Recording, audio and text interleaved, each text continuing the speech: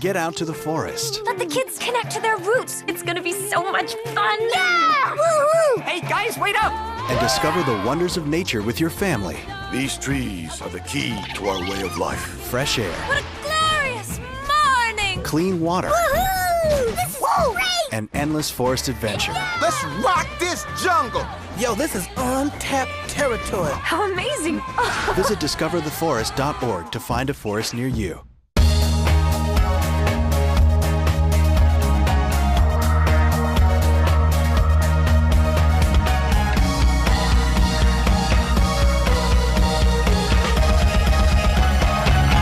Welcome to this edition of Life's Perspective. I'm Mike Miller, my special guest from the 4th of July Parade Committee and also the committee itself, Mayor Dave Smith and Randy Groff. Welcome, gentlemen. Thank you. Thank Good you to as be well. here. Great to Thanks be for here. being here today. We're going to talk a little bit about the 4th of July and all the activities here in a minute, but I wanted to take just a minute. Last night we had a special event here in Lancaster over at West School to help out some of the people at Anchor Hockey. That was very nice. I was able to be there. Some of the Daves were there. Dave Phelan, Sheriff, Dave Bailey, Police Chief, Dave Ward, City Fire Chief, and a few other Daves. It was a great turnout. There was food and refreshments for everyone. Lancaster Bingo donated 1,500 hot dogs, and we were discussing the amount of pizza that was there that we don't know all the companies that donated, but Obviously all the local ones and the ones nearby. And I heard there was over 100 pizzas to go with those 1,500 hot dogs and hot dog buns. And there's fruit and a lot of other things there that were very good to have together. And it was a very nice social event. It was faith-based as well. Prayers there at the end. And everybody got to mingle with each other and talk about what their situations might have been. I had a chance to talk to a couple people that were working in the cold end or the slewer and some other places. And here lately, I think we're starting to hear that some of the jobs are coming back, and people have been getting letters asking to come back. So it's good.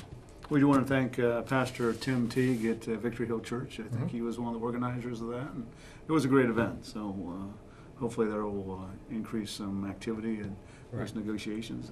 And there's a contingency of churches that are banding together and have been for almost a year now of the art of neighboring. And this is another example of how to deal with your neighbors who have lost jobs or have some difficulties. And we had some of the community agencies that would help out with those people in the short term. Nice event. Nice event. 4th of July coming up just a couple weeks from now. A lot of activity. It's been just a great activity for years and years here in Lancaster. And Randy, you're involved in the parade, and let's talk a little bit about the parade and all the activities that go with it. Gets into the busy season for the parade. We're talking registration forms started going out a couple of weeks ago.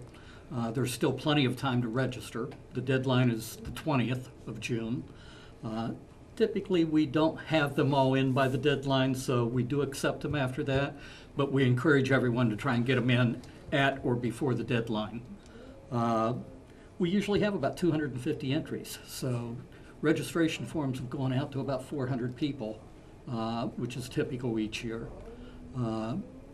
We've got about 30 of them in so far, but with it being almost a month away, that's still pretty early, and a good number to have in this early. Now, is there, when you say registration, is there a fee to register? Do you have to have, can your float be so big? Or talk a little bit about some of the dynamics of the There aren't any restrictions per se on the size of a float, other than the fact that you've got to be able to get it around the parade route. You've got to be able to get it down the street. You have to be able to get it through the intersections. So you pretty much have to go like a semi-truck. You can't go over the 13 feet 6 inches, or you're going to have trouble in the intersections. Weight-wise, we've got particular entries that were pretty heavy that we had to keep on the street and couldn't get into the fairgrounds because of a wet season, or they might start sinking in. So, there are things like that. You've got to get it to the fairgrounds, so if you have a wide load or an extra wide entry, you'll have to make special arrangements to get it there. Of course, you'll be able to get it through the parade, but you have to get it to the fairgrounds to start with before the parade even starts. So, and the parade kicks off promptly at 10 a.m. on July the 4th, which is a Friday this year. No, I want to ask you because people are going to call my good friend Brian Kuhn downtown at the Service Safety Director's office and say, can we register for the parade on the day we get there? No, it will not be set up to register on the day that you get there. Typically, I try and discourage what's happened in years past too. I think last year, the last entries that we got called my house at 6 a.m. right before I left the house and said, can we still register? We got them in, but please don't do that anymore, not that morning. Try and get registered by the deadline. If you absolutely can't, you didn't hear about it for some strange reason, weren't aware of it, try and make it at least the week before. You know, the parade has to be laid out in advance of that so I can get people's placement cards out to them. And that means I have to allow for mail time so they can at least get it a couple days before. And you have a lot of regulars that are in the parade year after year after year, and you would expect those entries to come in. It may be different people, but that entry will most likely be there year after year after year. You expect that on some, yes, and on a good number. And we do leave, I mean, if people register late, even those that may be a week before, if they're registering late, the parade may already be in the process of being put together, but I always leave an overflow space at the end, but before the horses. Now, I know you work with the mayor before the horses. But before the horses. Why is that? Yeah, why is that, Randy? Well, you know, I tried to get the politicians to go behind the horses, but they weren't real big on that idea. I myself go behind the horses. I like the wheelbarrow and shovel routine. Yeah, I prefer to think people are laughing with me. yes, Randy's batting cleanup, if you will. Now, I know you work hand in hand with the mayor, who is head of the 4th of July committee. Talk a little bit about the cooperation it takes between the two groups to get this going, because I know there's a plethora of activities going on 4th of July night, but just talk a little bit about what it takes to put this together. Well, we do. Actually, my position as mayor has nothing to do with being in charge of the 4th of July. There is a committee of individuals who are not necessarily related to anything else other than the intent to have a nice 4th of July event. And what we've been doing for the last 20, almost 30 years is to make sure that we have fireworks at night, a parade in the morning, and stuff in between, fair food and bands, if you will, on the grounds, and have a great day. But we still need city services, and we have other volunteers that help us out. Randy can talk about the volunteers that he gets, but for the city, we get the city street department, or LDOT, Lancaster Department of Transportation, and they'll block off the streets, but then they'll use the amateur radio volunteers to be at the intersections to make sure that those barricades aren't broken by cars. And the crowd is so huge. I don't know if we have about 20,000 people, 12 to 20,000 people just on the parade route. And it's just wonderful. The people are the barricades themselves. And then we need police enforcement, and we get cooperation there as well from the city. The fire department during the afternoon and evening is there with the medic service to make sure things are able to help out. Fairfield Medical Center provides nurses at the first aid station, another component of what we want to be prepared for. It's always, mosquito bites, a little sunburn, tends to be that. Maybe some scrapes every once in a while. Fortunately, we don't have a lot of issues, and I don't know what the number is, maybe 30 or 40,000 people are actually in the fairgrounds or over at Rising Park. Certainly, we think that if you count everybody who's watching the fireworks in Lancaster, we might hit 50 or 60,000 people, because on Memorial Drive, Miller Park, down by Rose's, the shopping center, there's people everywhere watching this fireworks because it's such a great display of fireworks. Now, this has been going on for some time. You've been doing this for about 12 years, just at the parade. Correct. When they first came to you and said, Randy, would you do this? What did you say? I give. Yes, I'll do it. It wasn't that easy, I'm here to tell you. He's a former Marine, I'm sorry. It wasn't so much the first year, it was after the first year when they said, you have to die to get out of this position. Yes, right. Or move out of town. So, and some things can be arranged, so. Because this is my last year. This is going to be your last year? After 12 years, I think it's time for some new blood. I've been fighting with high school band directors around the county for a number of years, trying to get them to do it, and now it's time for somebody else to pick up that club or that baton and work on that. But as Dave said, it is large. We have between 2,500 approaching 3,000 people in the past that have actually participated in the parade, with about 250 entries. Wow. I'm not good at estimating crowds, but we've had the military bands in. I've had the Marine Corps band in twice. Their band director doesn't march with the band. He goes incognito, wears plain clothes, walks the sidewalk through the crowd, just ahead of the band, sometimes drops back behind. But he is trained and experienced at estimating crowds and actually rating a community, and we ended up getting a rating in the Pentagon computers then for any other or future military support of any kind. And he estimated the crowds at 18 to 20,000.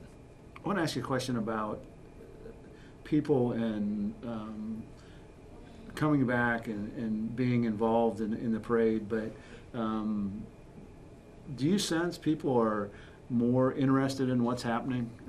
As a veteran, a Marine, do you see people that are little kids coming? I know you have your granddaughter with you today. Do you see a comeback of people? I've seen it growing by quite a bit each year.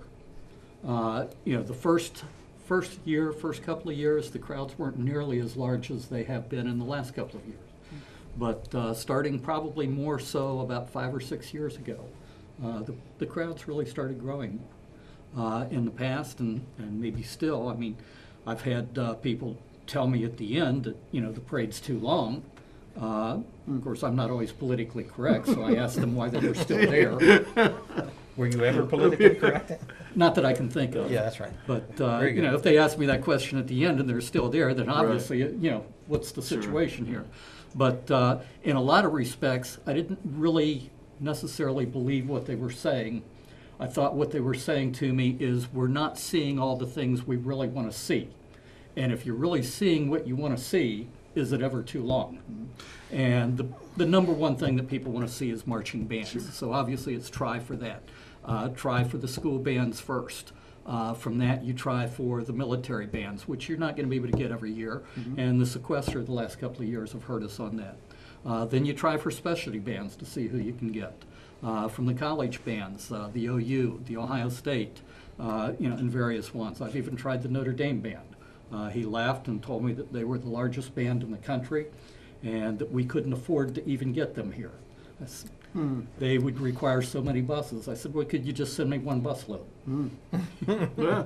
Well, we just talked about Notre Dame, but has anybody ever given you an idea and you thought, boy, I'd really like to do that, and you've tried? I mean, that you just tried and tried and you couldn't do it? Well, they gave me the idea of trying to get the county school bands that I've tried and tried. We talked a little bit about that. We've got other programs too that we did start based off of comments and everything. For one thing, people said, we'd like to see more clowns in the parade. Well, we don't have a lot of clowns in this area, and I'm not going to spend money, other than one sitting across from me. Attaboy. That's a group you can do that. That's all right. That's okay. I'm laughing. And this particular program hadn't been successful, but I thought, I can't spend money to bring in clowns from other communities. If you're going to spend money, I'll spend it on the bands. Right. But, when it comes to clowns, then I thought, somebody else gave me an idea, and I started working on that. And that was a Pet Pals competition where people could dress up and dress their pets up and be in the parade, and we put prizes together for that. And, if they dress up in a funny outfit with their pet in a funny outfit, we've got our clowns. Wasn't real successful. We didn't get a lot of people entering that. We went with the float competition.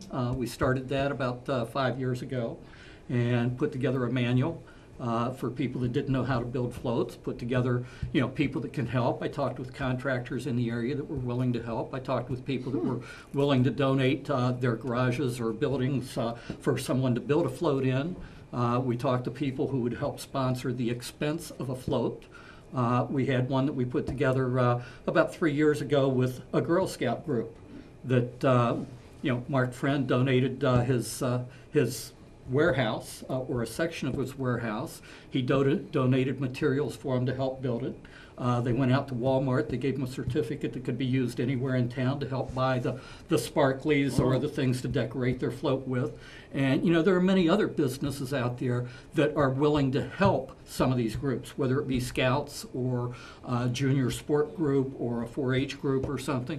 And, you know, it's a nice thing for them to be able to do because they've got about a month after school's out Right. to be able to build that float. Right. They can have a pizza party, go work on the float, build a little camaraderie, have some good clean fun, and not be out on the street saying there's nothing to do in this town for that month. We are going to throw a shout out to get the county bands there. If you are involved in a county band, get a hold of Randy or Mayor Smith. We'll get that. I want to talk a little bit about finances because this is donations and small budgets. Just talk both about finances and what it takes to do both of these activities. Well, for the parade itself, businesses pay a fee to be in the parade. I only charge businesses and politicians. And they Those deserve are the it. two, those are the two that have to pay. And clowns, Well, don't forget the clowns. and the clowns and the politicians, that's about the same thing. But they have to pay to be in it. For them, it's kind of an advertising thing. And I'll tell you, if you've got 18, 20,000 people lining the parade route, they'll remember that and see that more than they may see a small ad in the newspaper that runs for a week. So it is good advertising for them. So for them, it's an advertising expense. We also work on donations from local businesses, from local individuals, and the donations come in from that. Parking is a big thing. People that complain or try and avoid parking at the fairgrounds, that's one of our biggest sources of funding right there. I don't think there is any bigger source than the parking itself. That's the individual thing. Also, the rides and the concessions. Please come out, ride some rides, and eat a lot of food. Absolutely. Well, and Randy's talking about the dynamics. As parking, the food concessions, the ride concessions, and the donors, we don't have any government funds. Yeah, we get volunteers from the city street department and the fire and the police, and we actually pay for them because it's required because of how we're set up for the fire and the police people, and we get a special rate. But if it weren't for the individual donors, and that's probably about 20% of our total income comes from private individual donors. We don't have any money from government. We don't have any grants out there. So it's people coming on the fairgrounds, paying for the parking. We get a commission off the food sales and the ride sales, and that's how we break even. Other communities do pitch in funds on their 4th of July or other programs or events like that. Here, it's strictly privately funded through the donations and what we make that day. And we do have a lot of volunteers. Fairfield Christian volunteers, a large number of people that helps with the parking and directing the parking. Don't yell at them. They're out there for free, helping a lot. It's not their fault, really. It's mine. But do you need volunteers? I mean, now's the time. Yes. We can always use volunteers. But to do what? You talked about parking. I mean, what do we need to? Well, just to mention some other things, though, as far as those that pitch in now and help out. We've got the Lancaster High School swim team that comes out and acts as row commanders to help line up the parade. They've been doing that for a number of years as volunteers. We've got the Career Center with their public safety program. I hate to refer to them as the kid cops, but they're in training. They come out and they volunteer. They help work the gates. They help patrol the grounds. They do a fantastic job for us. And we've got about, maybe 20 of them out there helping out and helping and being in constant contact with the police and sheriff's department on that. So. And if you go back in history, most communities, you can look at Columbus and Newark and some of these other communities, when they have their fireworks, it's put on by the Parks and Recreational Departments and or part of the city, if you will. So Lancaster is very unique where it is not put on by the city. And I predate being mayor or on city council or school board or wherever else I was, as does Randy. And we have a core of about 12 people that organize it and plan it. And then as Randy points out, we get volunteer groups to help us do the manpower on the day of, because we probably have, 70, 80 volunteers when you count them all. And then we have from the high school, they bring out their... We usually get about 16 to 18 people from the high school to help line up the parade. Right. And so manpower is important as any large event like that. Lancaster Festival, same way. They get an awful lot of volunteers because behind the scenes, behind the ropes, there's a lot of things that have to be coordinated, maintained, followed up, who's taking care of this, and we talk about ice and water for a lot of people who are helping us all day long. Well, somebody's got to get the ice and the water and then get it to those people. People don't realize, I mean, because of the size of the fairgrounds, if somebody needs to get around quickly, you need to have the golf carts because of the number of people. I believe the mayor said 30 to 40,000. There's been estimates actually even higher than that on a good year. And in order to have that, you have to have the porta potties. Too many people for what the facilities are at the fairgrounds. And, all of that stuff costs money. We rent the fairgrounds for that day. I've had people ask me, well, why don't they donate that? Let's face it, that is also private property owned by the Agricultural Society. They can't afford to donate it.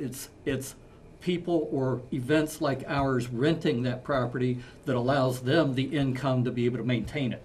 So you can't fault them for needing that to maintain the grounds, but it is private property. It's not owned by the city, it's not owned by the county, it's owned by the Agricultural Society. And to that point, one of the nice things is we're not paying for the electricity, we're not paying for the sanitation of all the trash that's left there overnight, but we are.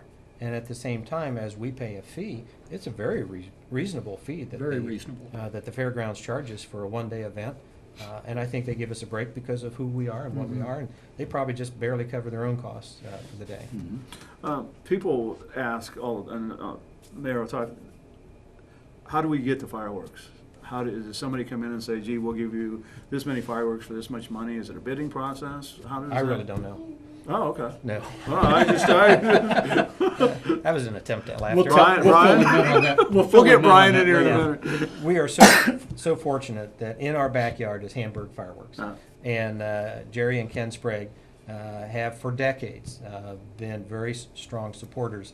They too give us a great show, and I challenge anybody to say that they've been to a better show, unless maybe they went to New York City. And even those who go up to Red, White, and Boom, nothing against Red, White, and Boom, but at the fairgrounds or even on Memorial Drive, you're so much closer than you are in Columbus. And we have a 30-minute show that looks like an hour show. If you would spread it out, it could be an hour show. We have more people every year coming down from Columbus saying that they like our fireworks better than Red, White, and Boom. As the mayor says, not only because they're closer, but I started dubbing it a few years ago as Red, White, and Earthquake. Because if you're actually at the fairgrounds, you not only see it, you hear it, but you can feel the ground shake. And you can also smell it and taste it. So the ending of it is what I think that people just amazing that it goes on and on. It shakes the ground. Two things unique about our show is that we have Mount Pleasant right next door. And they can put bigger rockets, if you will, that go up higher in the air, and they are a bigger burst. So that's very unique. And there are a lot of locations that just don't have a 1,000-foot mountain right next door that you can do that with. But the other thing is, we were talking with Ken and Jerry Sprague at Hamburg and said, how can we make this a better show? How can we really excite the people? And they said, well, you got a 30-minute show. That's kind of what you need. And we've put in there everything we can. And then Ron Burr says, we need another finale. Let's have a finale at the beginning. And we did. And for the people who come the first time, when they see our fireworks, they thought, oh, they lit the wrong end of the fuse because we have a mini finale right at the beginning. And it's just constant for about a whole minute, just to intro the whole fireworks. And then they go methodically through the rest. And then you talk about a finale, one that you can feel and shake. Your chest will boom when they start doing those salutes at the end, and it's. I take my hearing aids out for that. And you're so close that you can see the kids and the dogs going like dogs don't do this, but the kids are. Doing I haven't seen that one yet. Well, were the paws actually up there? They go like that. Yeah. That was one that we were talking about, the ground show that people sometimes they don't, they sit outside or over Memorial Drive, but the ground show is amazing. It is, and what Hamburg does is they charge us a fraction of what it would cost somewhere else, and they want the best show possible because Lancaster and Fairfield County is their home, and they feel so strongly about it, and they have their best crews here. You can imagine they are doing other 4th of July celebrations. They do them on the 3rd, the 4th, the 5th, and year long, actually. They have a lot of different celebrations that they do. But obviously the 4th of July is a busy time for them. Sure. And they have their pyrotechnic technicians, and you have to be certified and qualified and all types of requirements. And there's a safety net area that has to be maintained, and the city helps with that, the fire department, to make sure that the proper screening is out there and the protection. But it's a big show. If you're close enough and you can look into the fairgrounds, right in the center of the racetrack, they have a huge trailer in there. And when that last finale is going, you can see everything shake and it glows. And it's a hot I've place. lost track of the number of years, but I know for Hamburg it's over 40 years, Neil. Wow, really? Yeah. Well, we want to say thank you to Hamburg Big time. Fireworks for Big time. what they contribute to the show. And back to the original donations that we get, we have a dozen tremendously generous donors that really help us out. And there's no more donation more important than the one that an individual gives. And it doesn't matter what the dollar amount is, they want to participate. And we kind of have a way of sending out letters to the frequent givers, and we note what they have given the last 2 years. We can do that with computers and typing. And oftentimes what you'll see is a nice little check, a little bit higher. Yeah. And we appreciate that very much from the citizens. If people want to know more about the parade or contribute, send it to you. For one thing, post office we've got box? the website. Okay. And the website is 4thofjulylancaster.com. Don't leave out the Lancaster, 4thofjulylancaster.com. And when it gets closer to the 4th, we try and keep up with any instant information on the Facebook, which is facebook.com/Lancaster4th. We'll get those up. We'll get JT to get those up on the screen Sure. for us. And, Yeah. we just have just about a minute left. And anything you want to say, just to talk about increasing anything, or just your experiences? I know it's, like I said, what's your granddaughter's name again? Lillian. Lillian, why don't you come out here, Lillian, and we're going to let you close the show out. Come here, honey. Come here, Lillian. And you can come to Grandpa. Come on over. Yeah. But again, She's dressed in red, white, yeah, and blue. we do appreciate both of you, Randy Groff and Mayor Dave Smith, for being here. And Lillian's going to. What do you like about the 4th of July?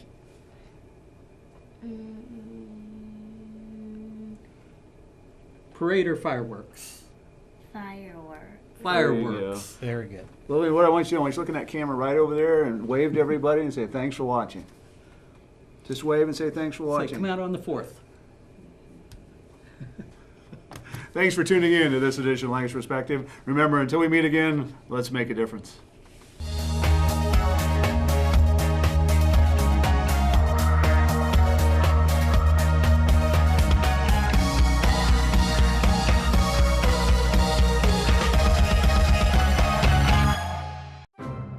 Behold the angry giant. Behold the angry giant. Behold the angry giant. Behold the angry giant. The smallest moments can have the biggest impact on a child's life. Take time to be a dad today.